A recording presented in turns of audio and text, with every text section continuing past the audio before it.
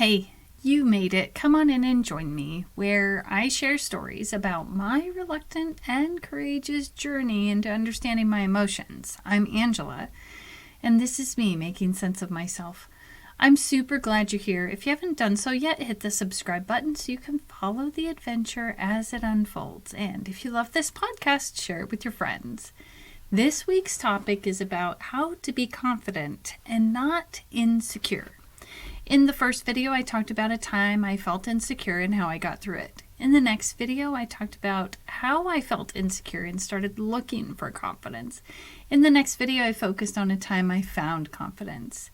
Then we meditated, and in today's video that I lovingly call the Fridity or the Friday Ditty, I'll share with you a parable about this week's topic, how to be confident and not insecure, along with explaining what happened inside of me. So, let's get to it. Once upon a time in a bustling village there lived a young bird who was afraid to leave its nest. Every day the bird would watch the other birds soar through the sky with grace and confidence, while it stayed rooted to its branch, too insecure to take flight. One day an old and wise owl perched nearby noticed the troubled bird. "Why do you not join the others in the sky?" asked the owl.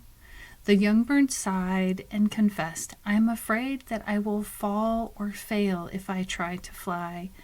I feel too insecure and unprepared to take that leap." The owl nodded knowingly and said, "Let me tell you a secret. Confidence does not come from the absence of insecurity, but from the courage to face it.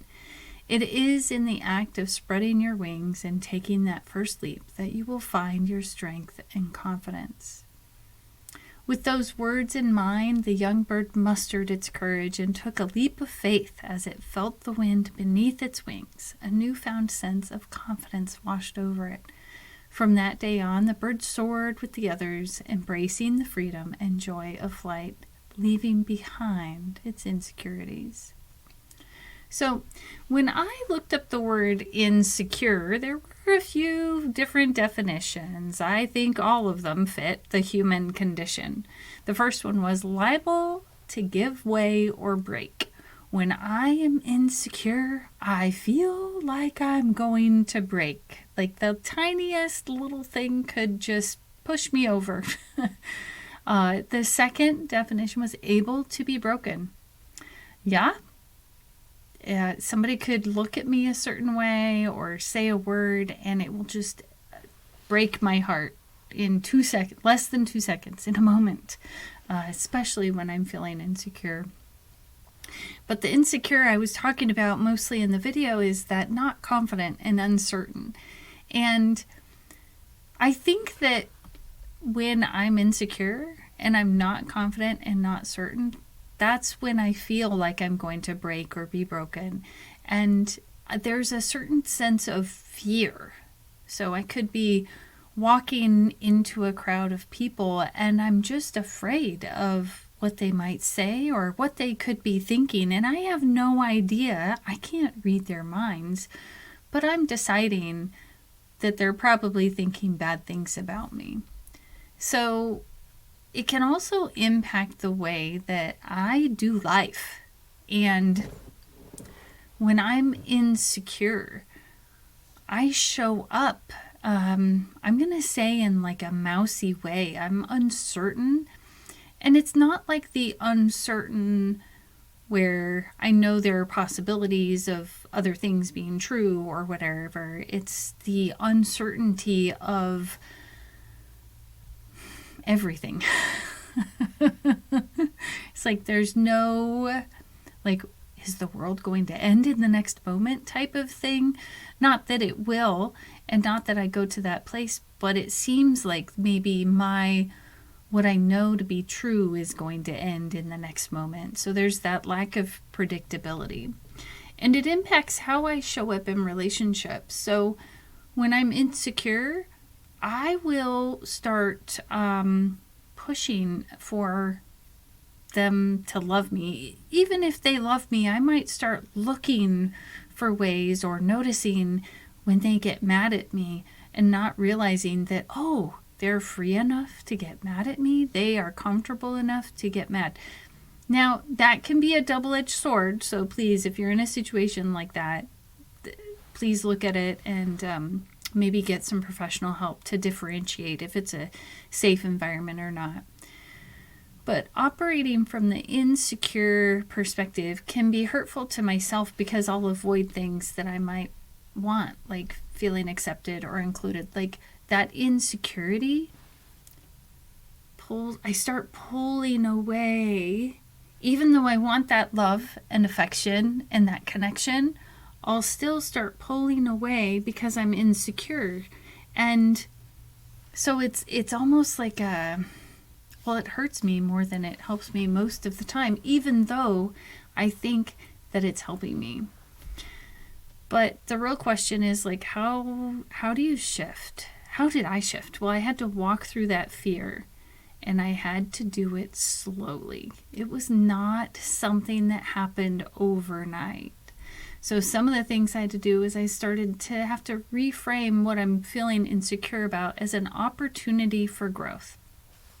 So for instance, as a mom with kids, I can say that when they would get mad at me, I would have to reframe that as, ooh, this is a time for me to learn and grow.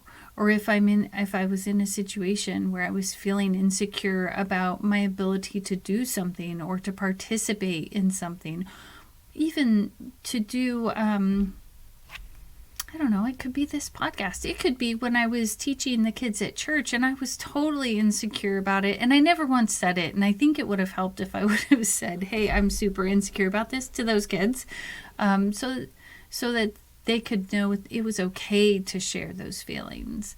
And just, I think really embracing those times where I felt insecure and knowing that I was probably in the middle of growth, learning something new.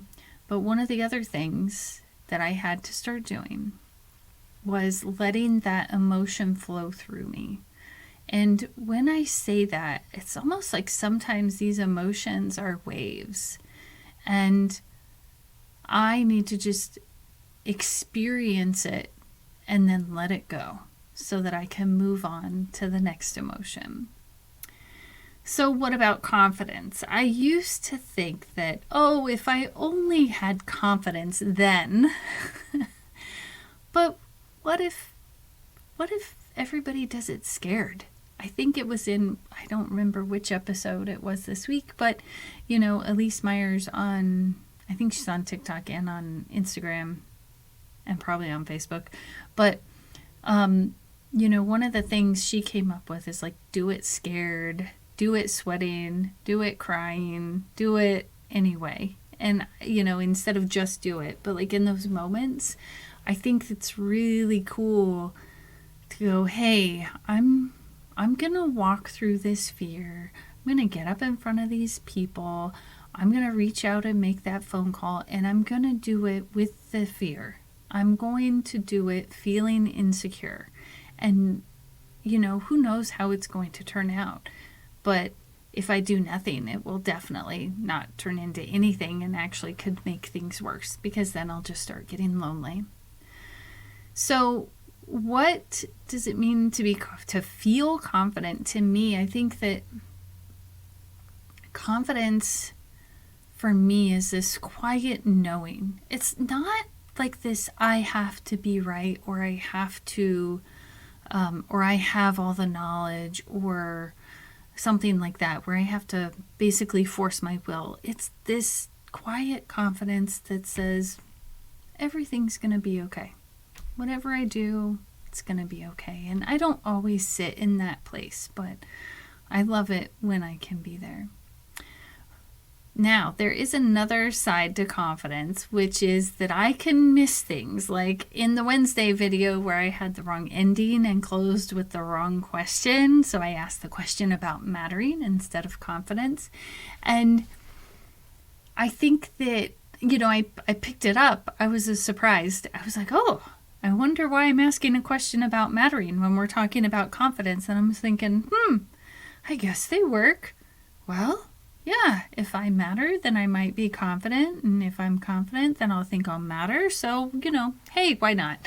But the fact of the matter was, it was the wrong question. It was not the one I meant to ask. And I think sometimes with confidence, it's like, oh, I'm just going to get things right. And that is not always true, right? That confidence, while important, needs to leave a little bit of room to find out or learn new things. Because there's also what's called the Dunning-Kruger effect, where there's an overestimate of abilities when you're really incompetent.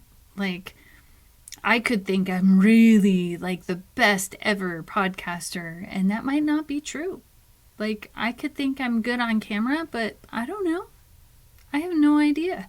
And that helps me to look for better ways to tell stories. It helps me keep an open mind, and I think in that confidence where I can keep that open mind, that's actually really helpful. So I think with confidence, it's important to remember that what I know might be proven untrue later, and that helps me keep myself open to those possibilities, which are endless. And when things get tough, what's one thing you will do to find your confidence again? It's a good question. I think that it will be definitely reframing and utilizing meditation, because usually things aren't as bad as they seem. I just make them that way. In closing, insecurities plague my mind, making me feel so confined. A tale of panic and worry, a mistake that left me in a hurry. Heart racing, palms sweaty, fearing judgments, feeling unsteady. Insecurities voice so loud, questioning if all be allowed. But through introspection and self-care, I found the strength to repair. In this journey of highs and lows, I found a way that inward glows to navigate the doubts within and embrace the confidence to win. Like, share, comment below. Let me know what topics you'd like me to speak on next. Remember to subscribe to me, Making Sense of Myself, for weekly doses of inspiration and self-discovery. If you have a question, send it over. I'll answer it. I'm Angela, and this is me, Making Sense of Myself.